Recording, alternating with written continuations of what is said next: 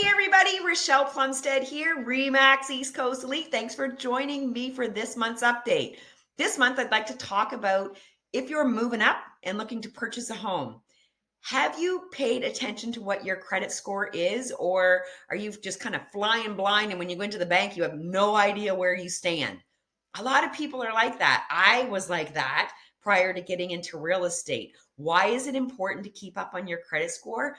Well, when you go to buy a home, you don't want to be blindsided and have to go with a higher interest rate because you forgot to pay your visa on time a few times, or you've got something in your past that hasn't been cleared up. You don't want any of those nasty surprises. So it's always better to plan in advance. Now, how do you do that? My suggestion would be to talk to a financial advisor or a mortgage broker. If you don't have one, I can certainly recommend some great people that specialize in that field.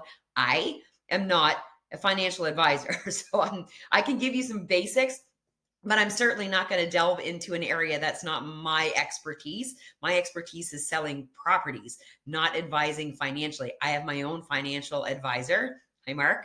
Hi, Angela. You guys are great. So you need to talk to these guys. But the other cool thing you can do, which I do, is I've got an app called Credit Karma. And it's just kind of cool to go on there each month and kind of see where you stand and maybe refresh a few things and remind yourself to do a few things. So I've posted below some ways that you can increase your credit score, which in the end gives you more buying power, a lower interest rate, which means a lower payment overall on the home that you're purchasing. So hopefully this helps and it makes sense. And if not, fire me off an email. Just simply reply to this. Give me a call, whatever's easier for you. I'm happy to answer questions.